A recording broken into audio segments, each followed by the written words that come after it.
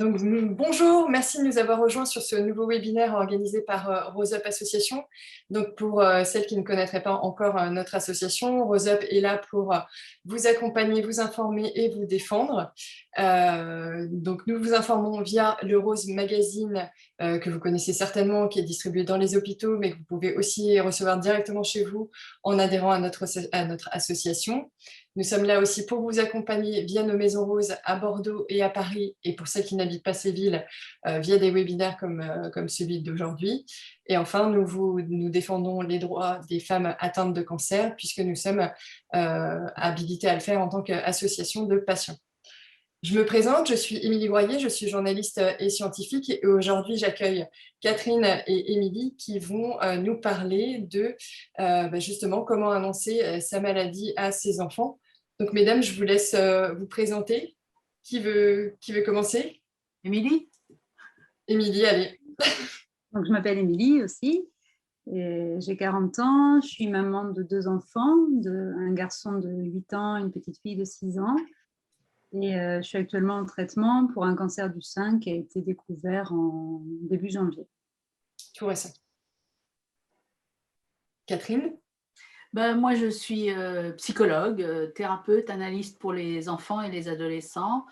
J'ai été contactée par Rose Up pour animer, pour répondre aux questions, pas pour animer, mais pour répondre aux questions par rapport aux enfants, à vos enfants, comment est-ce qu'on peut leur parler, comment est-ce qu'on peut leur annoncer. C'est une situation outre physiquement et médicalement compliquée, mais également émotionnellement. Donc j'étais là pour répondre aux questions. Et puis ça fait suite à un article effectivement qui était paru, 2 articles d'ailleurs, un qui était paru dans le HuffPost en 2009 et un dernier qui est paru chez Doctissimo, sur le site de Doctissimo, comment annoncer des choses difficiles aux enfants, et ça ne concernait pas seulement la maladie, mais le divorce, le deuil, etc. etc. Voilà.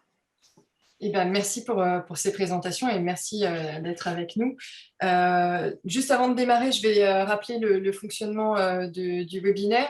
Donc, pour les personnes qui se sont inscrites via Zoom, vous pouvez poser vos questions en cliquant sur le petit onglet Q&R en bas de votre écran, et je les transmettrai au fur et à mesure à Catherine et Émilie. Du coup, je vais initier en posant la première question en attendant que les premières questions arrivent. Une question très triviale, Catherine Verdier. Est-ce qu'il faut annoncer son cancer à son enfant? Ou est-ce qu'il faut le cacher? Alors, toute chose qui est cachée, de toute façon, elle émerge ou elle surgit d'une autre façon. Les enfants sont des éponges, donc de toute façon, ils sentent les choses, ils sentent l'anxiété, ils sentent la peur, ils sentent les doutes, ils sentent tout. Les enfants sentent tout, donc cacher quelque chose, que ce soit un cancer ou autre chose, de toute façon, ça ne fait que renforcer leur anxiété, leur culpabilité, parce que souvent, quand il se passe quelque chose chez les parents, ils ont tendance à se sentir coupables eux-mêmes. Donc oui, je dis qu'il faudrait, alors pas forcément à l'instant même, mais en tout cas, il faut en parler et il faut mettre des mots, parce que ça dédramatise et puis ça sécurise les enfants. Là, on va parler après des différents âges, mais oui, il faut en parler. Oui. Donc, Émilie, vous avez décidé de l'annoncer à vos enfants, donc on parlera du timing un peu plus tard. Ça a été une vraie question pour vous? Vous êtes vraiment posé la question de le faire ou pas? Pas la question de le faire ou pas. Le faire, c'était évident. D'accord. Comme disait Catherine, c'est vrai que on n'est pas dans le secret, dans le cachet, donc c'était important de leur dire. La réflexion, ça a été sur comment leur dire, à quel moment leur dire. Voilà. On s'est posé beaucoup de questions avant de le faire pour se sentir vraiment prête à le faire. D'accord. Et vous avez été accompagnée d'ailleurs pour trouver les mots, ou vous l'avez fait intuitivement, on va dire? Plutôt intuitivement, ouais. Alors, j'ai l'habitude de travailler avec des enfants, je pense que ça m'aide à trouver les mots. Mais ouais, on a une réflexion importante là-dessus, ouais, sur quel mot utiliser, jusqu'où aller aussi dans les informations. Et alors, Catherine Verdier, vous disiez que il y a toujours un petit risque à ne pas l'annoncer parce qu'on finit toujours par le savoir d'une façon ou d'une autre. Oui. Et quel serait le risque de ne pas l'annoncer? Qu'est-ce que ça pourrait avoir comme répercussion au niveau des enfants? Bah, plusieurs répercussions. C'est d'abord à court terme et puis aussi à long terme. Dans le sens où le cacher, on en fait un secret. D'abord, on en fait un sujet tabou. Sujet tabou, ça veut dire quoi pour les enfants? C'est un sujet caché, c'est un secret de famille. Et a priori, si on cache quelque chose, c'est que c'est honteux Mhm. ou c'est pas français ce que j'ai dit là, mais pas disable, Oui. pas énonçable en tout cas. Ça, c'est à court terme, avec plein de questions qui vont derrière, et puis je répète, une certaine anxiété derrière. Et puis à long terme aussi, parce que bon, je m'excuse de parler comme ça, mais effectivement, est-ce que j'ai le cas de cancer, mais du cerveau en particulier, Mhm. d'enfants d'une fratrie, avec la question, est-ce que ça va m'arriver? Est-ce que ça va m'arriver au même âge? Mhm. Donc il y a par rapport à la transmission génétique ou pas d'ailleurs, parce que les cancers ne sont pas forcément transmissibles, mais est-ce qu'il y a un terrain? Est-ce qu'on peut prévenir? Mieux vaut prévenir que guérir, etc., etc. Donc il y a ces questions-là qui vont venir après, entre guillemets, dans le dossier médical de l'enfant qui sera devenu adulte, quoi. Oui, donc autant être au courant dès le départ qu'il y avait Oui, peut-être des antécédents familiaux. oui, oui. Alors, on parlait de ce moment de l'annonce. Est-ce qu'il faut le dire tout de suite? Est-ce qu'il faut attendre un peu? Est-ce qu'il y a un moment particulier pour l'annoncer? Alors, j'ai pas envie, là, aujourd'hui, en tout cas, de dire il faut faire comme ci, il Oui, faut faire comme c'est ça, vrai qu'on il faut va attendre éviter ce les moment-là, injonctions. etc. Ouais. Donc, c'est sûr que il y a beaucoup d'émotions là derrière, bien évidemment. Et donc, c'est comme chacun va le sentir. Il y en a, je crois qu'Émilie a attendu un petit peu Oui, on va lui demander après avant comment d'être ça s'est passé. sûre, voilà, avant d'être sûre pour annoncer, pour mettre les bons mots, en fonction de l'âge de l'enfant aussi, Oui. en fonction du traitement, de ce qui va se passer, de la gravité ou pas, etc. Donc tout ça dépend d'un environnement et de circonstances, dépend du conjoint aussi, parce que c'est aussi à discuter avec lui Mhm. ou avec elle, pardon. Mais je ne veux pas mettre de normes. Je crois que c'est tellement personnel qu'il faut le dire, ça c'est sûr. Pour tous les enfants, peut-être qu'il faut attendre effectivement, pas dans l'immédiateté et pas dans le diagnostic est posé, paf, on informe l'enfant. Mhm. Je pense qu'il y a effectivement une espèce de recul et il vaut mieux être en possession des bonnes informations, c'est-à-dire le diagnostic est posé, d'accord, mais qu'est-ce qui va se passer après? Parce que les enfants ont toujours besoin d'être rassurés, toujours, toujours. Donc c'est bien ou c'est mieux, en tout cas, de le dire une fois qu'on a toutes les informations par rapport au déroulement qui va suivre. Est-ce qu'il va y avoir hôpital, opération, etc. Comment va se passer le traitement? Comment va être le traitement?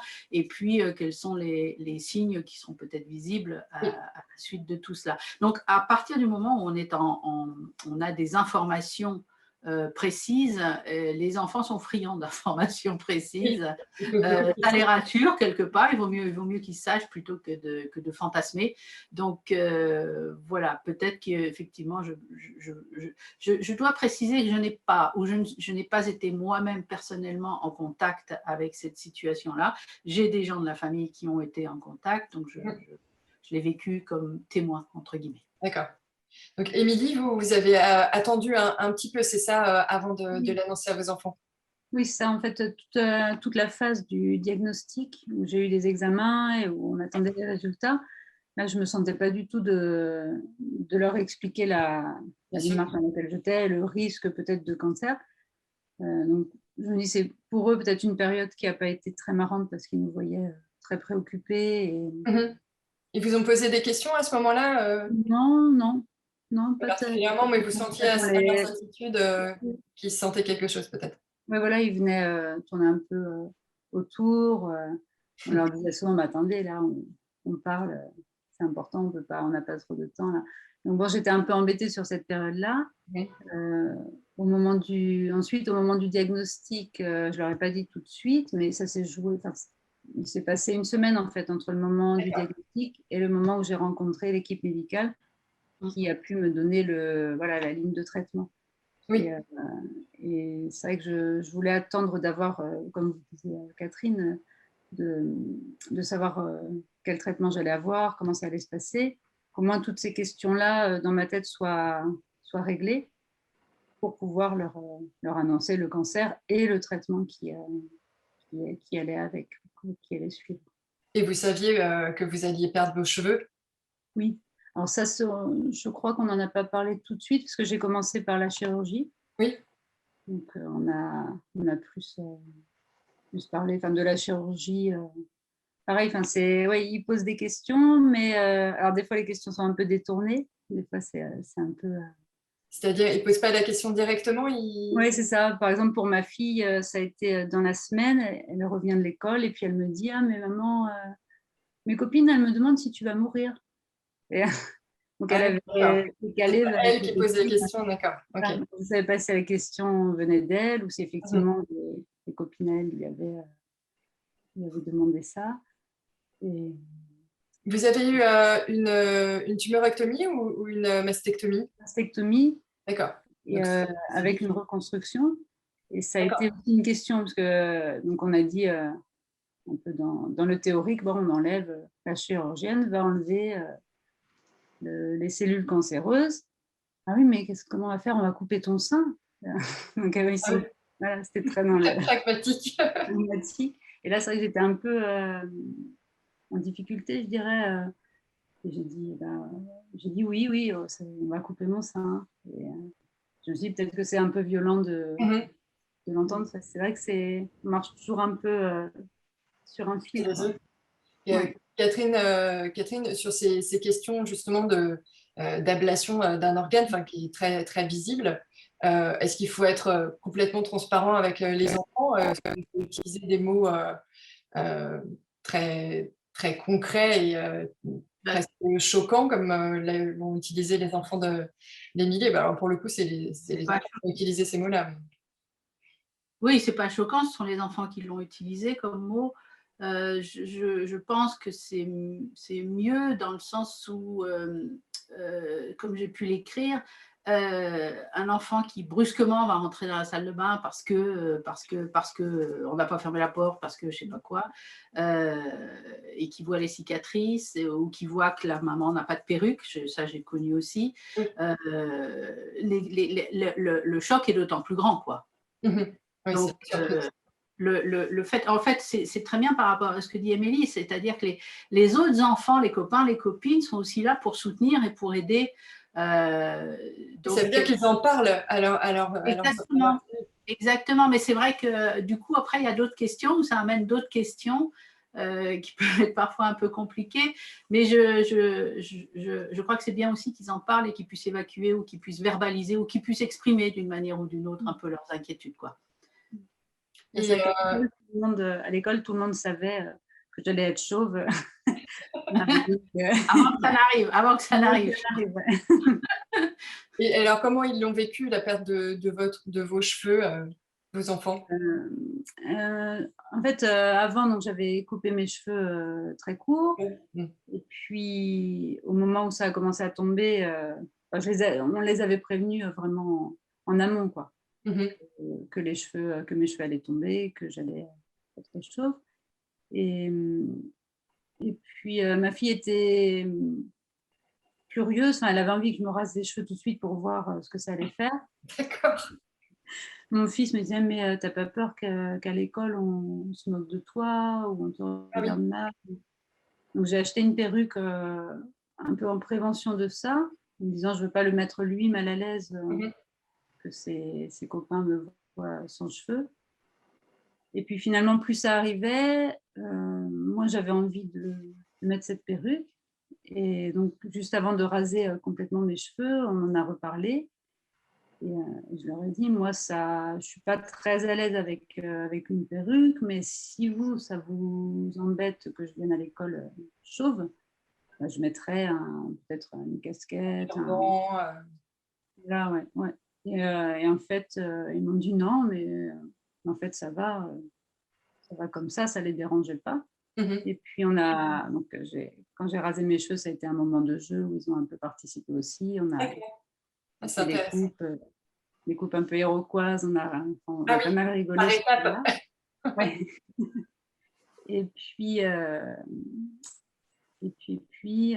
voilà, la fille me dit: «Ah mais bon, tu moche comme ça. Ton corps est beau, mais ta tête est» Oui, on sait que les enfants, ils peuvent très avoir des mince. mots très, très mignons et puis des fois des choses très dures. Ouais, ouais. Oui, ils Et percutent, hein. Des fois, les enfants percutent là où ça fait mal en plus, donc émotionnellement ou psychologiquement. Donc, je crois que la parole aide énormément dans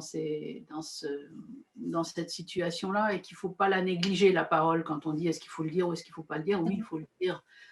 Parce que quand ils découvrent, je répète, quand ils découvrent quelque chose qu'on ne leur a pas annoncé ou qu'on ne leur a pas dit, c'est encore plus difficile pour eux par rapport à la confiance qu'ils peuvent avoir aussi. Après, on peut récupérer éventuellement en disant bah oui, je ne l'ai pas dit parce que je veux te protéger, etc. etc. Oui, on a Mais, Caroline la qui nous met un. confiance, effectivement, quelque part, bah oui, quand il se passe quelque chose de difficile à la maison, je ne suis pas un grand, je ne suis pas suffisamment grand pour entendre ce genre de choses. Je suis mis de côté. Est-ce que je peux avoir confiance s'il se passe autre chose un autre jour avec quelqu'un d'autre? Est-ce qu'on va me le dire, quoi? Donc, C'est vrai qu'il y a Caroline en commentaire qui dit que ses enfants croient toujours qu'elle ne leur dit pas tout et qu'elle leur ment en permanence. Oui, du coup, ça peut se répercuter dans d'autres aspects de la vie tout à fait, tout à générale. fait, tout à fait, tout à fait, tout à fait. Mais c'est intéressant, du coup, ce qu'a fait Émilie finalement d'intégrer les enfants dans la prise de décision de je porte une perruque ou pas, ou justement de faire avec eux, d'être avec eux quand elle s'est rasée. Ça c'est vraiment des petits conseils qu'on peut donner, de vraiment intégrer les enfants à ces processus de décision et à ces étapes clés. C'est assez exutoire, je pense. C'est une autre façon d'exprimer les choses, mais pas verbalement et Oui. pas avec la parole. C'est aussi accompagner, c'est aussi être capable, comment dire, être capable en tant que membre de la famille à apporter de l'aide à quelqu'un, à le soutenir et à surmonter une difficulté ou surmonter quelque chose qui est compliqué, difficile ou douloureux. Donc, les enfants ont toute leur place dans la famille même dans ces situations-là. Maintenant, c'est vrai qu'en tant que parent, parfois, si je prends mon cas, c'est-à-dire quand il y a quelque chose de difficile, j'aime bien qu'on me foute la paix, quoi. Grosso modo, c'est pas si ce que je viens de dire, mais je pense aussi. Mais bon, avec les enfants, il faut arriver effectivement à prendre un peu de recul. Et dans des moments où ça va, on n'est peut-être pas obligé de le faire à chaque fois ou tout le temps, mais dans les moments où ça va, de les intégrer effectivement dans un processus de décision, par rapport à ce qu'il faut faire. Alors, quand on a posté sur Facebook l'annonce de ce webinaire, il y a beaucoup de femmes qui étaient déjà passées par cette situation qui nous ont dit que pour elles, ça avait été vraiment une étape très très difficile pour elles de l'annoncer à leurs enfants, que c'était presque plus difficile pour elles de l'annoncer à leurs enfants que de commencer les traitements. Ça a été votre cas pour vous, Émilie? C'est quelque chose que vous appréhendiez vraiment? Oui, j'avais ça peur de ne pas trouver les bons mots, de ne pas savoir les rassurer correctement. Et ma mère est décédée d'une leucémie. Donc les D'accord. enfants avaient associé, enfin en tout cas mon fils de 8 ans avait associé déjà maladie grave, leucémie, cancer. Donc je me suis dit, il va falloir que je dise cancer, mais ça va être dur parce que voilà, lui, il risque de vraiment comprendre. Et ça a été le cas. Dès que j'ai dit, j'ai un cancer dans le sein, là, il s'est mis à pleurer. Il m'a dit, mais tu vas mourir. Et donc voilà, c'était la réaction que j'appréhendais, quoi. Ouais. Mais en même temps, quand il m'a dit ça, j'étais contente qu'il soit capable de poser la question et qu'il ne le garde pas au fond comme une peur. Et On abordera plus tard quand le cancer rechute et puis est-ce qu'il faut parler de la mort. Donc, vous, votre crainte, c'était que vos enfants finalement se renferment sur eux et qu'ils aient peur Oui, que... ouais. C'est ça, qu'ils aient des peurs qui n'arrivent pas à sortir, quoi. Mhm. Il y a beaucoup de femmes aussi qui se sentent coupables de le dire aux enfants. Il y a, parmi les femmes qui décident de ne pas l'annoncer, elles pensent qu'en ne leur disant pas, elles les protègent et comme ça, les enfants restent dans leur statut d'enfant et d'après si je reprends leurs propos, elles ne leur gâchent pas leurs années, enfin, leur insouciance. Catherine Verdier, est-ce qu'on va gâcher l'enfance de ces enfants et l'innocence de leurs enfants, de ces enfants en parlant de la maladie? Je ne crois pas qu'on gâche leur enfance. Maintenant, je respecte ce que chacun Tiens, fait. C'est pas, voilà, c'est sans jugement. Je ne pense pas qu'on gâche leur enfance. Je pense qu'on les aide à grandir malheureusement un peu plus vite. d'accord. Mais en surmontant et en arrivant à surmonter tous ensemble et en famille cette difficulté, ça rend plus fort. Moi, j'ai eu en consultation, j'en ai pas en ce moment, des enfants dont la maman avait un cancer et qui avait choisi, il y en a plusieurs d'ailleurs, qui avaient choisi toutes de ne pas l'annoncer, justement pour que les enfants restent dans leur statut d'enfant, dans leur naïveté d'enfant, etc., etc. Sauf que les enfants, enfin moi j'ai toujours dit que les enfants, ils étaient pas bien. Ils cherchent quelque chose, ils sentent les choses, il y a une inquiétude extrême, des difficultés de sommeil, etc., des énurésies d'ailleurs, etc., etc. Donc, quelque part, je pense que la vérité est très, très dure à entendre. Je répète, c'est une situation outre médicale, mais émotionnellement extrêmement complexe. Mais la vérité fait mal. Mais je pense qu'ils grandissent mieux avec une vérité difficile qu'en étant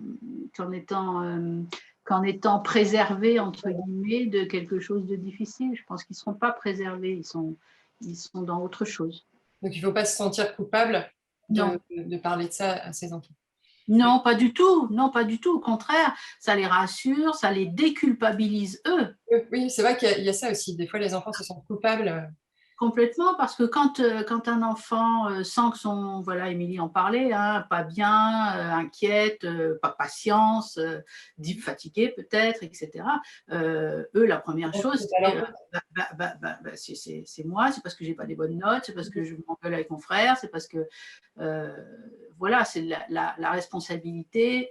Dans leur tête, en tout cas, ils se font des films dont on n'imagine même pas le début de la fin, et qui, en général, se sentent coupables et responsables. Donc, ça les déculpabilise et ça les déresponsabilise aussi. Émilie, c'est des choses que vous avez entendues dans la bouche de vos enfants. Est-ce qu'ils se sont demandé si c'était de leur faute? Non, ils ne m'ont pas posé la question. C'est vrai que je n'ai pas pensé de moi-même à dire c'est pas votre faute. Par contre, le livre que vous montriez là, oui, on va en parler, ouais. Maladie, ouais. Il y a une planche où la petite fille, je crois, se dit ah, mais c'est peut-être de ma faute, j'ai pas été sage. Et en fait, en lisant le livre, je me suis dit tiens, oui, ça se trouve, Je n'avais pas pensé. Et du coup, d'avoir la planche dans le livre, ça a aidé. Puisque bien sûr, la réponse est non, évidemment. Du coup, est-ce que vous pouvez montrer ce livre? Parce que donc, on va en parler. Il existe des livres pour les enfants pour aider, qu'ils servent de support pour parler de la maladie. Donc, moi, j'en ai pris quelques-uns. Il y a Maman, explique-moi ta maladie. Voilà. Le loup est malade. Donc pour info, on a fait un article sur notre site internet rose-up.fr. On essaye de les recenser. Donc n'hésitez pas à nous transmettre les titres des livres que vous avez utilisés. Donc le vôtre, Émilie, c'est... J'avais aussi, c'est celui-là dont je parlais. Ouais. Donc où il y a cette planche avec les questions des enfants. Et puis on a aussi utilisé celui-ci, qui est un carnet de bord où les enfants peuvent écrire un peu ce qu'ils aiment, ce qu'ils font. parler de la personne, de leur famille qui est malade. Il y a des petites cartes aussi à décorer, à envoyer. Voilà. D'accord. Quand j'étais à l'hôpital, ils l'avaient utilisé. Ils m'ont fait des petits messages d'amour, des petits coloriages que j'ai eu à Euh, mes retours. oui, Catherine, du coup, l'écriture, alors quand les enfants savent écrire, ça peut être un bon média pour discuter, pour exprimer ses sentiments. Oui, une bonne extériorisation. Ça peut être l'écriture, c'est le dessin aussi, beaucoup, beaucoup Oui, chez les enfants, énormément, d'accord. chez les plus petits en particulier. Et puis tous les jeux de docteur. Donc, Ah oui. qui peuvent servir, tous les jeux de faire semblant, etc. Donc tout ce qui permet l'expression des émotions, puisqu'on est et des inquiétudes, donc des émotions, est le bienvenu. Ça peut être l'écriture, ça peut être d'autres choses. Très franchement, chacun son terrain. Il y en a, ils vont se précipiter dans le sport, par exemple, pour D'accord. évacuer leurs angoisses, etc. Donc, mais voilà, chacun a son mode de fonctionnement. Il y a pas de... Mais l'écriture, oui, c'est une bonne chose, bien sûr, c'est une bonne chose. Le dessin aussi. Je répète, chez les Oui. plus petits, le dessin. Ouais, ouais.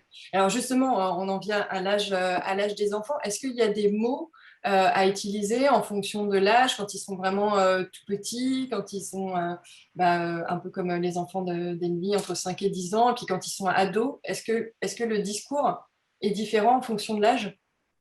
Un petit peu, oui, parce que les tout petits, probablement qu'ils n'ont jamais entendu ce mot cancer, ou voilà, vous leur dites j'ai un cancer, un gamin de 3 ans, je pense qu'il Mm. il est censé forcément comprendre. Par contre, j'ai une maladie, on va la guérir. Et toujours essayer de rester positif derrière D'accord. pour les plus jeunes. Et puis, à partir de 6, 7 ans à peu près, les enfants commencent à comprendre ce qu'est la mort, la pérennité. Oui, la pérennité, c'est-à-dire quelqu'un qui est mort, et c'est pas comme dans les cartoons, il ne va pas se réveiller. Ah oui, Donc, oui, l'aspect définitif des choses. complètement l'aspect définitif des choses. Donc, la question a été posée à Émilie, effectivement, mais donc bien parler de la guérison et Alors, d'indiquer. est-ce que c'est pas dangereux de parler de la guérison si on n'est pas sûr de... Non, mais rester positif et D'accord. optimiste. De toute façon, il le faut hein, dans une maladie comme ça. C'est un gros pourcentage voilà, de guérison aussi, et ça en fait partie. Donc, être ni trop ni trop optimiste, ni trop pessimiste, quoi. Donc, souvent aussi, les jeunes entre 7 et 10 vont s'approprier le sujet. Ils vont aller faire des recherches éventuellement sur Internet. Ils On peuvent nous en être. parle, Caroline dit en message que c'est compliqué. Alors, elle a des ados. Elle dit que c'est compliqué Alors, de communiquer avec les ados. Et pour le oui, coup, eux, ils vont aussi chercher beaucoup d'infos sur oui, Internet. Donc, ça peut être aussi anxiogène parce que en fait, complètement. les choses. Complètement, complètement. Et les ados, effectivement, soit il y a deux versions. Soit ils vont devenir médecins eux-mêmes, tout savoir, être inquiets, donc ça génère beaucoup d'inquiétude, bien Angoisse. sûr, d'angoisse. Donc, soit ils vont être dans le déni complet, mais ça n'empêche qu'ils sont complètement angoissés. Soit ils vont devenir le pilier du parent. Et là, on a la problématique de la place de l'enfant, du rôle et de la place de l'enfant. Et le fait d'être pilier, d'être supporter, etc., etc., il faut, là aussi, il y a des mots à mettre en disant que chacun sa place, d'accord. Vous référez, en tant que malade, on se réfère au médecin, c'est eux qui gèrent, et on te tient informé, on va te donner les étapes et puis les résultats de chaque étape, quoi. Voilà, ça lui évite d'aller chercher des informations qui ne sont pas de son âge, et puis qui ne sont pas toujours vraies d'ailleurs, et, et qui peuvent être, et qui sont très souvent anxiogènes, ou qui génèrent ce qu'on appelle l'hypochondriaque, les Ah oui, hypochondries, c'est-à-dire du coup alors l'impression d'être malade. ils sont malades de partout, voilà. D'accord. Émilie, vous avez détecté des comportements qui ont changé chez vos enfants après l'annonce du cancer? Non, pas tellement. Ça, C'est plus quand il y a des phases de traitement un peu lourd ou la chirurgie, là. Mais c'était assez franc comme, voilà, Ils ont vraiment extériorisé. ouais, voilà, ouais. Il pleurait parce que j'étais trop fatiguée ou parce que j'étais pas là. Mais pas de. Peut-être aussi ma fille. Non, j'ai l'impression qu'elle était plus dans la confrontation, dans l'opposition. Elle cherchait un peu tout le temps la contradiction. Comme je me suis dit, bon, peut-être qu'elle veut qu'on soit plus attentive à elle. Ou en colère aussi, parfois. Oui, c'est ça. Quels sont les comportements qu'on voit typiquement chez les enfants dans ces cas-là? Il y a pas mal de colère. Alors parfois, c'est extériorisé contre le ou les parents, parce qu'on n'a pas parlé de l'entourage aussi familial, ou de l'agressivité, ou même dans la cour de création de l'école. Donc là, il faut bien prévenir aussi l'école Oui, c'était de ce une qui des se questions que passe, je voulais vous poser. qui puisse offrir un espace de parole, ou qui D'accord. puisse accompagner les pleurs de l'enfant, parce qu'effectivement, ce jour-là, c'est plus compliqué, plus difficile. Ou plus d'inquiétude, ou peu importe. Mais l'environnement familial est aussi très important. Donc, il peut y avoir pas mal d'agressivité, il peut y avoir pas mal de tristesse aussi, voire de symptômes un peu dépressifs, hein, des problèmes de sommeil ou d'alimentation, et éventuellement aussi des problèmes de peau, c'est-à-dire d'eczéma, voilà, ou des choses qui sont complètement incompréhensibles, on se demande d'où ça sort, donc tout ce qui est maladie un peu psychosomatique. Ouais. Quoi. Et alors, comment il faut réagir dans ces cas-là quand l'enfant est en opposition ou quand il est Ben, triste? il faut bien comprendre que l'opposition, elle n'est pas dirigée contre vous, c'est Ouais. parce qu'effectivement, il est pas bien, lui-même n'est pas bien. Donc, si vous montre ce genre de comportement, c'est que lui a du mal à gérer tout ça. Donc, peut-être, je répète, alors là, par rapport au conjoint ou à la conjointe, par rapport aux grands-parents aussi, peut-être que certains peuvent prendre le relais, expliquer avec d'autres mots, ou quand on a confiance en ses parents et qu'ils puissent accompagner leurs petits-enfants. Souvent, quand il y a des chirurgies comme ça, effectivement, les grands-parents, de toute façon, sont là. Ils sont présents, et donc c'est peut-être un autre moyen, ou d'autres personnes à qui on peut D'accord, donc on peut passer parler. la main. C'est ça, et on peut passer la main, effectivement, et parfois les grands-parents ont des idées pour exprimer ou pour verbaliser, pour aider les enfants et pour accompagner les enfants, parce que on parle toujours du malade qui souvent est accompagné psychologiquement. Parfois le conjoint ou la conjointe est invité également, mais on parle rarement des enfants, malheureusement, Alors, est-ce qu'il y a des signes de la fratrie, et de la fratrie. Oui. Est-ce Oui. qu'il y a des signes où là, il faut se dire, j'ai besoin d'un professionnel, j'ai besoin de l'aide d'un professionnel. Est-ce qu'il y a des signes de comportement chez les enfants où il faut se dire, voilà, il faut peut-être demander de l'aide? Je crois que ça dépend des limites des adultes, en fait, aussi. D'accord. Non, sans rire. C'est-à-dire que quelqu'un qui est très atteint émotionnellement, où c'est très difficile de se battre soi pour sa santé, et en plus gérer de petits monstres qui, voilà, aussi gentil et mignon soit-il, non, il ne faut pas hésiter à consulter. Ça dépend de ses limites, et puis ça dépend effectivement, vous avez raison quand même, des symptômes que développent les enfants, tout changement brusque d'attitude qui paraît pas forcément dans la normalité du comportement habituel, oui, peut vous faire diriger vers un psy, ou vers le psy de l'hôpital, ou des groupes de parole, si on a dans certains hôpitaux. Bref, il y Il y a des solutions. Il y il y a a des Anne, parce qu'il y a une autre problématique, c'est les enfants qui se renferment sur eux. Il y a Annelise qui nous dit, alors elle est atteinte d'un lymphome, elle est maman d'une petite fille de 4 ans et demi. Et en plus, elle précise qu'en effet, à cause du Covid, on est un peu obligé de vivre en vase clos. Elle lui a expliqué la maladie sur le fait qu'elle ait des défenses immunitaires qui diminuent. Elle a essayé d'utiliser des mots simples. Elle a essayé avec des livres, mais elle refuse totalement d'en parler. Elle a des angoisses nocturnes. Sa petite fille veut dormir avec elle tous les soirs. Et elle a surtout un syndrome d'évitement, grosse colère, si Agnès commence à parler de sa santé. Dans ces cas-là, comment on gère le fait que l'enfant ne veut rien entendre et pas parler? Il faut le respecter aussi, hein. D'accord. Il faut respecter. Et tous les enfants ne sont pas prêts à parler. Tous les enfants ne sont pas prêts à accepter ou à digérer cette nouvelle.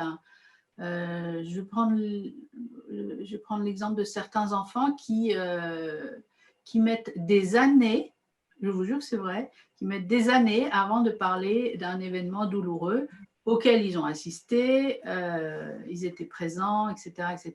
Mais il faut des années avant qu'ils puissent arriver à l'exprimer ou à s'exprimer. Et il faut laisser du temps. Et dans ces cas-là, moi, en tant que psy, j'essaie, je tends la perche. Et puis un jour, paf, ils arrivent. Ils ont 14 ans. Il ne faut pas forcément forcer les choses. Il faut le laisser Non, gérer. Il faut les informer, par contre, très franchement, à chaque fois que ça va bien, à chaque étape. Voilà. Est-ce qu'il faut en parler régulièrement ou c'est ça. On arrête d'en parler. Pour pas qu'ils fantasment, mais vous n'êtes pas obligé de la faire parler ou de faire parler l'enfant, mais de l'informer. Oh bah voilà, voilà, c'est en train de se guérir, super, on a encore ça et ça à faire. Bref. Essayer d'être informatif. Oui. Oui, Émilie, ça fait quelques mois du coup que l'annonce est passée. Est-ce que vous en reparlez du coup régulièrement ou c'est voilà, une fois que c'est dit, on laisse faire? On en reparle parce qu'à chaque nouvelle chimio, aux grandes étapes. Ouais, on parle à chaque fois des nouvelles étapes. Ouais. Et leur questionnement, alors vous, j'ai l'impression que vos enfants, pour le coup, ils ne sont pas du tout réservés, ils parlent beaucoup. Leurs interrogations, c'était sur quoi? Sur la repousse des cheveux? Sur quand est-ce que c'est fini? Oui, c'est ça. Ouais. Quand est-ce que ce sera fini? Ouais. Quand est-ce que tu seras plus fatigué? Quand est-ce qu'on pourra rejouer? Ah oui. Alors, est-ce que tu es assez en forme pour jouer aux échecs? Je ne sais pas. Ah, mais ils vous demandent en tout cas avant de vous solliciter, conscience que vous n'êtes pas forcément. Et ça, c'est une chose que vous leur avez dit, que vous n'étiez pas forcément disponible à tout moment. Ouais. Ça a été ce qui a été un peu dur au début, que je ne sois pas autant disponible. D'accord. Mais d'un autre côté, il y a des contreparts. C'est accompagné aussi de moments chouettes où je suis plus disponible pour aller accompagner des sorties à l'école. D'accord. Est-ce que la relation avec vos enfants, elle a changé du coup depuis? Est-ce que s'est resserrée ou est-ce que... Peut-être, ouais, ils seraient plus attentifs à si je vais bien ou pas. En même temps, je ne veux pas leur faire peser non plus le poids de s'occuper de moi. C'est ça. Ils ne sont pas des soignants. Ça, c'est quelque chose qui est important, c'est qu'ils gardent leur place d'enfant et qu'ils ne deviennent pas aidants, soignants de leurs parents. Alors, on a une spectatrice anonyme, du coup, je ne sais pas son nom, qui a un cancer du sein métastatique. Donc là, on est encore dans un autre type de cancer, donc diagnostiqué d'emblée métastatique en 2015 pendant sa grossesse.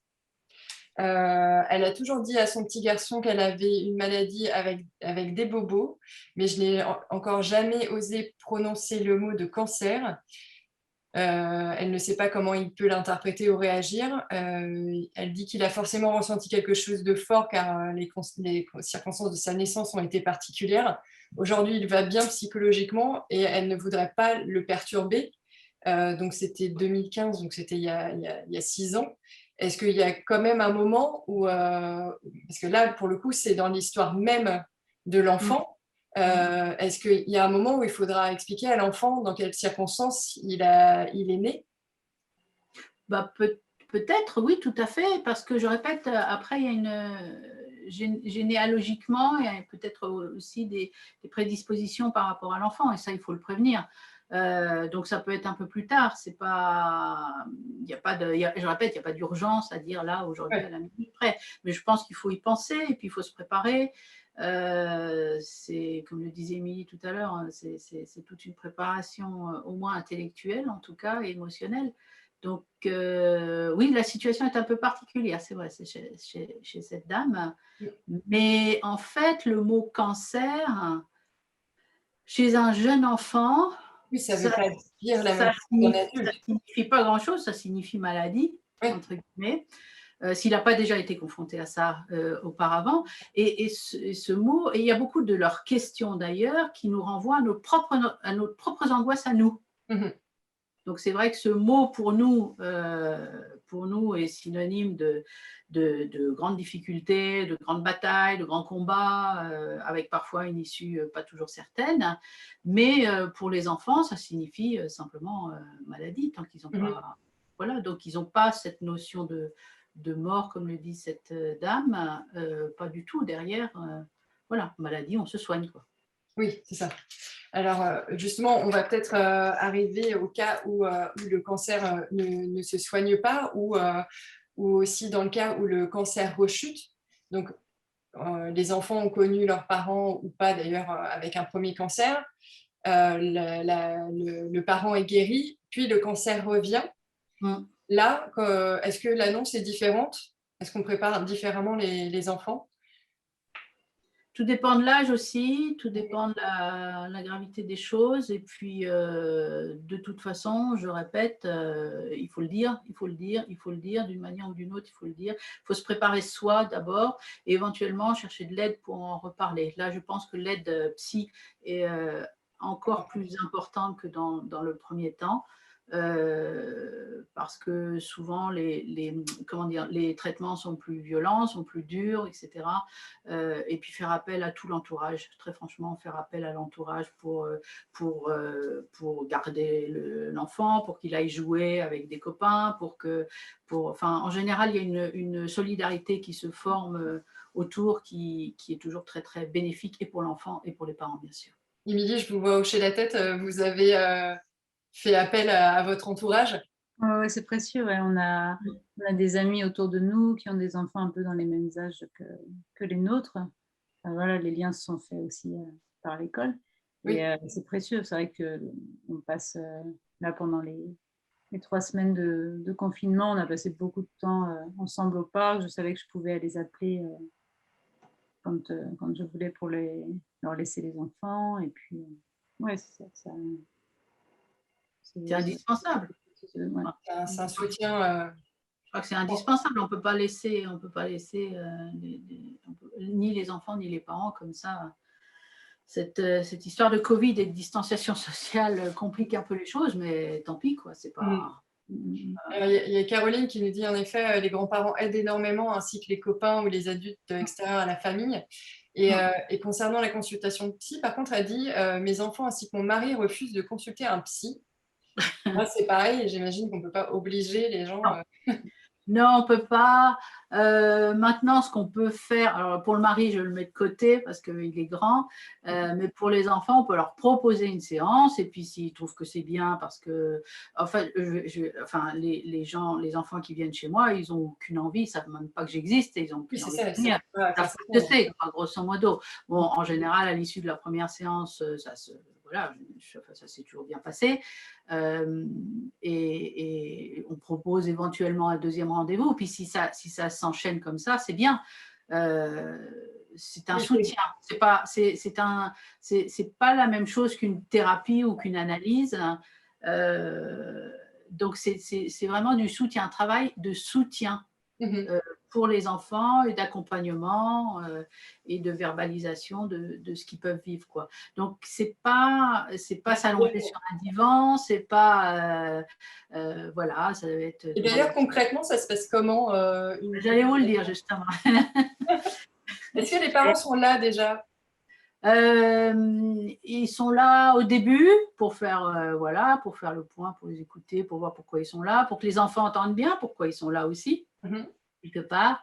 Et puis ensuite, non, je reçois les enfants seuls et puis je fais un débrief à la fin de 10 minutes avec les parents, voir si on poursuit, si on ne poursuit pas. Moi, j'oblige personne. Si ça fait du bien et ça ne fait pas du bien, s'il faut revenir en fonction du planning médical, s'il faut revenir dans 3 mois ou dans 15 jours, peu importe. Et puis suivant la gravité des symptômes aussi chez l'enfant. Donc là, je peux éventuellement diriger un peu plus, mais c'est sous forme de dessin, c'est sous forme de parole, ça dépend de l'âge des enfants, c'est sous forme de jeu aussi. Et puis, il y a tous ceux qui ont du mal effectivement à en parler. Et puis là, on est juste là pour discuter de ce qui va bien dans sa vie aussi, des points d'ancrage, en fait, quels sont ces points de forts, ces ancrages, les copains, les copines, l'école, j'espère, normalement. Et puis, parfois, il y a du sport, parfois, il y a d'autres choses. Donc, voilà, quelles sont ses passions, sur quoi il peut s'appuyer pour arriver à surmonter ou à traverser cette épreuve. D'accord. On a pas mal de retours sur des enfants qui sont très en colère. Oui. Il y a Caroline qui nous dit que ses filles sont très en colère après tout le corps médical. Comment on gère la colère? Bah, si c'est contre le système médical, c'est pas grave, entre guillemets. Si c'est contre le parent, c'est un peu plus embêtant. Mais voir aussi un peu pourquoi ils sont en colère. Voilà. La colère, comment on gère ça? On gère ça en fait Est-ce qu'il faut punir? Est-ce qu'il faut laisser non, passer? non, il faut pas. Enfin, ça dépend des limites aussi de la colère. Mais très souvent, c'est peut-être un peu dur ce que je vais dire là, mais très souvent, la colère aussi, elle sert à. C'est dur ce que je veux dire là. Elle sert à réveiller le parent qui est malade, à vérifier qui tient le coup. D'accord, qui réagit, Voilà, qui peut qui n'est pas encaisser apathique. qu'il n'est pas complètement absent, qu'il est bien là et qu'il joue son rôle, entre guillemets, de parent et d'éducateur. Donc, ça peut être un test, hein. C'est de la provoque et ça peut être un test, hein. Vérifier qu'il est bien vivant et bien… Ouais, il est présent, il est là. Alors, ça peut être très, très dur très franchement, pour les parents. C'est le parent, justement, là, qui doit être soutenu et entouré. Mais sachez bien que ce n'est pas forcément dirigé contre le parent, cette colère-là, qu'elle est dirigée contre quelque chose d'autre et que c'est à l'intérieur qu'effectivement, ils sont en colère contre le monde entier. On voit des enfants qui sont en colère contre le monde entier. Et des fois, il n'y a pas forcément de raison, d'ailleurs. Émilie, oui, vous disiez, et je crois que c'est votre fille qui était très dans l'affrontement. Oui, et puis aussi, j'en ai marre elle en a marre de tout, là, en ce moment. Ça m'a fait penser à ça, ouais. Elle n'est pas en colère contre tout le monde, elle en a marre de tout. Et quand Voilà. elle… Pardon. Oui, bien sûr. Ah non, mais allez-y. Non, je voulais juste savoir comment vous aviez géré, vous, parce qu'en effet, déjà, on doit lutter contre un cancer et on sent que ces enfants sont un peu en lutte contre nous, ça doit être compliqué à gérer. Comment vous avez fait? Vous avez laissé votre conjoint gérer la chose ou comment vous avez fait? Non, on a continué ensemble et ça a été dur de pas dire justement, bon, là, je suis malade et en plus, tu m'en rajoutes, quoi. Oui, C'est un peu le sentiment qu'ils avaient, quoi. ouais, ça serait ajouter de la culpabilité en plus. Ouais, je suis fatiguée et en plus, Ouais. Donc, Il j'ai vérifie, lutté contre moi-même pour pas dire ça. mais il vérifie la solidité en fait du parent quoi là-dedans. Et c'est vrai que c'est très compliqué de lutter soi-même et on n'a pas envie de se battre contre ses gosses non plus, de se battre avec. Hein. Mais effectivement, l'entourage, je répète, l'entourage a une très grande importance, je pense, dans cette situation. Je vous ai coupé la parole, Émilie, pardon. Ouais, non, du tout. Et Émilie, est-ce que vous avez senti à un moment où vous aviez besoin d'être vous-même soutenue par des gens extérieurs à votre famille, par des professionnels? Euh, par rapport aux enfants, Oui, pour gérer. j'en ai parlé. Alors, mon fils est suivi en hôpital de jour pour une forme d'autisme légère. D'accord. Donc, j'en ai parlé avec l'équipe avec l'équipe là-bas, pour d'une qui soit plus attentif à lui aussi, qui soit au courant de ce qui allait se passer, les étapes aussi. Et aussi, de deux, pour savoir s'il avait des conseils à nous donner pour l'accompagner, pour en parler avec lui. Oui, là, c'est particulier en plus. Oui, Oui, d'accord. D'ailleurs, vous parlez de ça, de prévenir donc les soignants. On parlait aussi de prévenir les enseignants. Il faut prévenir, j'imagine que vous avez aussi prévenu les parents de leurs petits copains. Et ça c'est quelque chose qu'il faut vraiment penser à faire, prévenir les enseignants pour qu'ils s'étonnent pas s'il y a un changement de comportement chez l'enfant. C'est à moi de vous poser la question. Oui, Catherine, ou je ne sais pas si Émilie Oui, l'a mais prévu. c'est important parce que ça fait partie de la vie de l'enfant. Et puis l'enfant passe du temps à l'école, donc forcément ça va se voir un petit peu. Et puis c'est proposer, je répète, à l'enfant, pardon, un autre espace de parole, une autre façon de parler, une autre façon d'appréhender les choses, peut-être moins émotionnelle. Et puis arriver à mettre c'est pour arriver aussi par rapport aux enseignants à mettre du sens sur tout changement de comportement de l'enfant. Donc, effectivement, et en particulier la colère, ça peut être de l'agressivité aussi dans un cours de création ou un gamin qui va devenir harceleur ou qui va devenir agressif. C'est aussi de dire, bon, bah, il y a des circonstances derrière, il faut arriver à le cadrer, à l'accompagner, à l'encourager vers quelque chose d'autre. C'est juste ponctuel, quoi. C'est pas inné. C'est à un moment donné, il y a quelque chose qui va pas dans sa vie. Émilie, vous avez prévenu les professeurs de vos enfants, j'imagine? Oui, tout à fait. Ouais. Après en avoir parlé à nos enfants, dans la semaine qui a suivi, on a fait rendez-vous avec l'équipe, donc la maîtresse, ATSEM, directrice, pour leur annoncer et puis leur donner aussi les dates importantes. Enfin, en premier lieu, la date de la chirurgie. Ouais.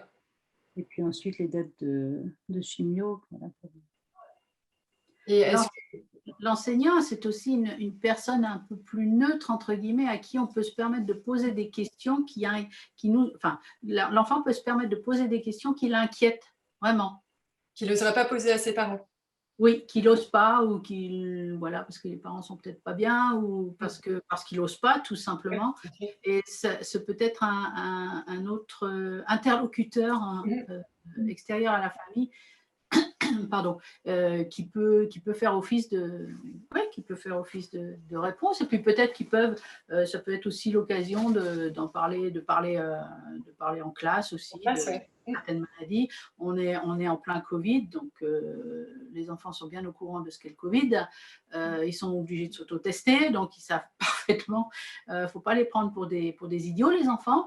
Et ils sont confrontés, en ce moment en plus, ils sont confrontés à des choses qui sont compliquées. Donc, c'est pas pour ça qu'ils vont bien, d'accord? Mais ils sont confrontés à des choses qui sont compliquées et l'école est capable de répondre, ou l'enseignant est capable de répondre à des choses qui l'angoissent terriblement. Et cet enseignant peut éventuellement être en dialogue avec le parent ou les parents en disant: j'ai l'impression que ça va pas bien, j'ai l'impression qu'il y a des grosses questions derrière, des grosses inquiétudes, peut-être vous devriez consulter. Vous avez eu des remontées, Émilie, des enseignants de vos enfants pour l'instant? Je les vois régulièrement. Et à chaque fois, les deux enseignantes de mes enfants me disent qu'elles n'ont pas noté de changements particuliers. Ouais. Et elles l'ont annoncé en classe, du coup? Est-ce que ça a été justement pour ma fille, ils en ont parlé. Pour ma fille, ils en ont parlé parce qu'il se trouve que dans sa classe, une autre maman a un cancer. Et la maman, qui remonte en début d'année plutôt. Donc la maman leur avait prêté un petit livre pour le lire en classe. Donc ils en ont parlé en classe, et il se trouvait que quand ils en ont parlé, moi aussi, je savais pour moi, et on l'avait annoncé aux enfants. D'accord. Donc il y a eu un concours de circonstances qui a fait que... D'accord. Alors, on parlait tout à l'heure des symptômes qui doivent alerter. Il y a Ghislaine qui nous dit que sa fille manifeste ses angoisses 1 an après, en s'arrachant les cheveux et en se rongeant les ongles, Ouais. alors que après la fin des traitements et alors que la vie a repris normalement. Ça c'est des choses auxquelles on peut s'attendre, que ce soit un retardement, la réaction Oui. des enfants. Oui, tout à fait, c'est ce que je disais tout à l'heure. C'est-à-dire qu'ils vont se tenir, entre guillemets, à carreau Mhm. pendant la période difficile ou compliquée, et puis après, ils vont lâcher, quoi. Ouais. Donc, oui, ça arrive souvent, ça arrive très souvent. Là, 1 an après la fin des Oui, traitements, oui. pareil. Ça peut être plusieurs années après, hein, c'est pas un souci, mais le fait de s'arracher les cheveux, ça arrive assez souvent. D'accord. Est-ce qu'il faut s'inquiéter? Est-ce qu'il faut consulter? Est-ce que... Oui, je crois que c'est mieux dans ce cas-là, parce que Mhm. c'est a posteriori.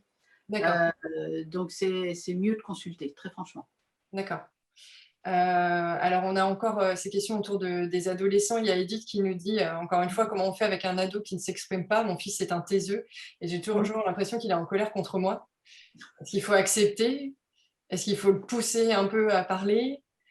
Ah, les ados, c'est un peu compliqué parce que entre la crise d'adolescence, plus les événements extérieurs, plus le Covid, donc, Actuellement, c'est compliqué, hein. pardon? Actuellement, c'est vrai que c'est compliqué. On a un contexte de confinement, déjà dans un état... Complètement.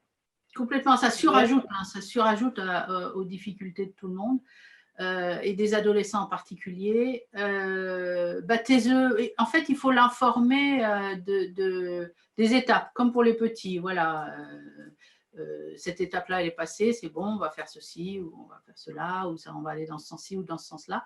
Voilà, même s'ils sont en colère, ils enregistrent, je répète, et quelque part, ça les rassure qu'on les tienne au courant. D'abord, on le considère comme un membre de la famille et comme un grand. Maintenant, la colère contre le parent, c'est peut-être aussi une crise d'adolescence, j'en sais rien. Ça peut être une Combinaison. multiplication, une combinaison de facteurs assez dure. Mais quand on arrive à entrer dans leur bulle à un moment ou à un autre, c'est qu'on a un peu gagné, et il faut s'en contenter, entre Oui, c'est guillemets. ça. Cette bulle, il ne faut pas vouloir plus. Nous, effectivement, en tant que parents, en tant qu'adultes ou en tant que malades, on a tendance à vouloir qu'on remette ça sur le tapis, en parler, etc. L'ado, il a sa vie à vivre, ça perturbe son confort. Hein, voilà, qu'est-ce que c'est que cette histoire? Alors que moi, c'est assez, par définition, un adolescent, c'est assez égocentrique. Hein, donc, le monde tourne autour de lui, sans méchanceté. Donc, effectivement, ça perturbe son confort, ça l'énerve, ça l'agace. Des fois, il va être dans l'hyper-empathie, puis des fois dans la zéro-empathie. Donc, à partir du moment où on arrive à entrer dans sa bulle, une fois de temps en temps, avec les filles, c'est plutôt au travers du shopping, bien évidemment. C'est très sexy ce que je suis en train de dire là, mais malheureusement, c'est comme ça. Et puis, les garçons, ça peut être autrement. Donc, quand on arrive à entrer dans leur bulle, dans ce qui les intéresse, etc., à certains moments, il faut le prendre comme un cadeau. Et puis, ne pas insister sur la maladie non plus. Très franchement, ce n'est pas à ce moment-là qu'il faut insister. D'ailleurs, il ne faut pas insister avec les ados. Très franchement, il ne faut pas insister, sauf si on voit qu'il va vraiment très mal et qu'il décroche, par exemple, scolairement, ou qu'il est en phobie scolaire, par exemple. D'accord. Donc, c'est pas parce qu'eux sont des taiseux que ça doit empêcher les parents d'en parler. En tout cas, il faut le tenir au courant. Il faut le tenir informé. Il faut le tenir informé. Et trouver des activités qu'on peut avoir en commun, c'est ça. qui créent une atmosphère un peu plus, c'est ça. en dehors de la maladie, un peu plus propice. Mais sachez que ça l'embête, hein, dans son confort, hein, ça le gêne, voilà, entre guillemets. Hein. Un peu comme disait Émilie, les enfants qui veulent jouer. Oui, c'est ça, un peu comme les divorces. Hein. Là-dessus, c'est un peu la même façon de fonctionner, c'est-à-dire, mince, mes parents divorcent, qu'est-ce qui m'embête? Il va falloir que je bouge à droite, je bouge à gauche, etc. Enfin bon, bref. Mais le tenir informé de l'évolution de la situation, l'évolution de la séparation et du divorce, même s'ils vous disent qu'ils n'en ont rien à faire, ils ont bien entendu, ils ont bien enregistré, et ça leur va, ça leur suffit. Donc pareil, quand on est malade, on les informe des grandes étapes, pas la peine d'en parler tous les jours non plus, mais tenir informé des grandes étapes. C'est ça. Alors, on est presque à la fin. Moi, je voulais quand même... il y a Caroline qui nous dit oui, le shopping marche très, très bien. À retenir, pour les garçons, ça va être peut-être les... Je sais pas, si on reste dans les grands... Ça dépend s'ils ont des activités sportives, ça peut être d'aller, de les emmener aux activités sportives, d'assister aux entraînements, aux compétitions, aux matchs, peu importe. Parfois, ça peut être d'entrer en contact avec eux au travers, je suis désolée, voilà, au travers de leurs jeux vidéo. Pour ça, ça aussi. Si on a le courage, voilà. Ou au travers du scolaire. Je ne sais pas, ça dépend des ados, en fait. Ça dépend des familles et ça dépend du lien qui s'est créé avant, bien évidemment. Bien sûr. Alors, pour finir, je voulais quand même qu'on parle de la mort, parce que c'est aussi parfois une éventualité. J'ai vu un message passer, je vais essayer de le retrouver. Voilà. Il y a Caroline, par exemple, qui nous dit que son cancer est incurable. Elle l'a dit à ses enfants. Elle essaye de rester positive, mais elle n'arrive pas à les rassurer. Et sa grande, qui a 19 ans, semble résignée et elle lui dit connaître la fin. La mort, comment on l'aborde avec ses enfants? C'est à moi que vous posez la question? Oui, parce que je pense qu'Émilie, elle n'est pas concernée là, pour le coup. Comment on aborde ça? Moi, très franchement, je ne vais pas me permettre de donner de conseils sur ce sujet-là. Il y a des services spéciaux à l'hôpital qui sont censés accompagner la famille, la fratrie, le conjoint, parce que là-dedans, il y a aussi le conjoint, dans toute cette démarche de soins peut-être palliatifs d'ailleurs. Et très franchement, je ne vais pas me permettre Donc, dans ces cas-là, il faut vraiment se tourner vers des professionnels. Ah oui, il ne faut pas rester seul avec ça, pas du tout. Quel que soit l'âge des enfants, et les enfants ont besoin, peut-être chacun a besoin de son espace de parole à lui, peut-être, j'en sais rien, ça dépend. Il y a des services qui sont très très bien organisés par rapport à tout ça, et en général, ils sont très bien organisés, donc il faut vraiment se tourner vers ces services-là qui sont spécialisés. Donc, pas hésiter à demander de l'aide, parce que c'est vrai que là, on a beaucoup parlé du soutien des enfants, mais il y a aussi le soutien des personnes qui traversent la maladie et qui sont confrontées justement aux relations avec leurs proches et avec leurs enfants qui peuvent être un peu conflictuels. Donc, en cas de maladie incurable, c'est pas à la malade d'aider ou d'accompagner. Enfin, voilà, c'est pas. Tout le monde a besoin d'aide dans tout le monde a besoin d'aide dans cette situation-là, à commencer d'ailleurs par la personne qui est malade. Quand même. Oui, mais c'est vrai qu'on a publié il n'y a pas très longtemps un article sur le syndrome de la Wonder Woman. C'est vrai que je ne sais pas, Oui. dans votre quotidien de maman, vous avez aussi un travail. Est-ce que vous avez su déléguer quand le cancer a été annoncé? Ou est-ce que vous avez voulu tout maintenir comme avant? Après une phase un peu je sais pas si c'est du déni, où je voulais rien lâcher, quoi. Je voulais pas lâcher le travail, je voulais pas lâcher, pas de compromis sur les activités avec les enfants. C'est vrai que les traitements m'ont vite m'ont rappelé que non, il allait falloir vraiment que je délègue. Donc j'ai encore un peu de mal à, même si j'ai ce soutien de ce tissu d'amis autour, j'ai un peu de mal à leur demander, donc ils ont bien compris aussi mon fonctionnement. Donc, du coup, c'est eux qui vous proposent. Ils ne me proposent plus, mais ils prennent les enfants. D'accord. Mais bon, oui, j'ai dû changer, j'ai dû lâcher le costume de Wonder Woman. C'est ça. Et ben, on arrive à la fin de notre heure. Je vérifie qu'il n'y a pas d'autres questions.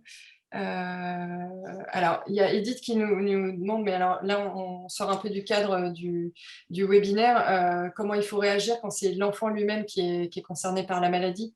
Là, c'est autre chose.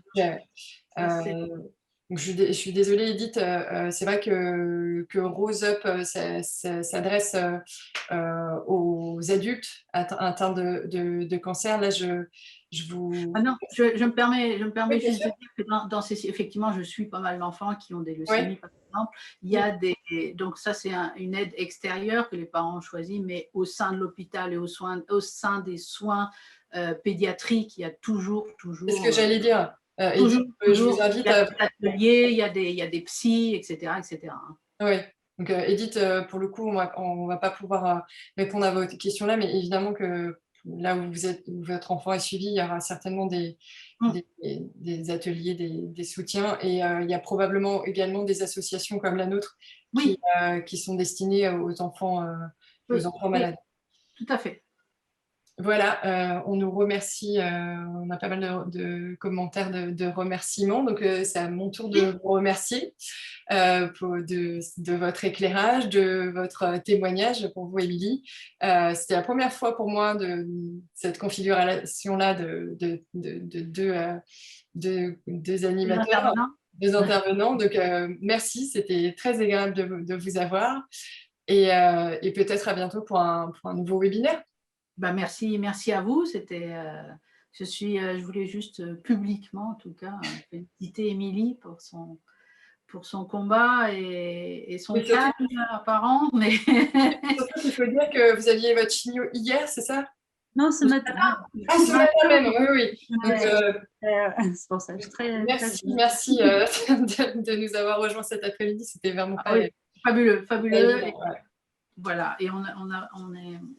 Bref, non, voilà, je voulais féliciter Émilie. Et puis vous remercier, vous, pour la possibilité, effectivement, de proposer ce genre de conférence ou de webinaire pour les gens qui sont concernés, quoi. Et ben, on va s'arrêter là. Merci encore à vous deux, et à bientôt. Bonne fin de journée. Merci. Au revoir.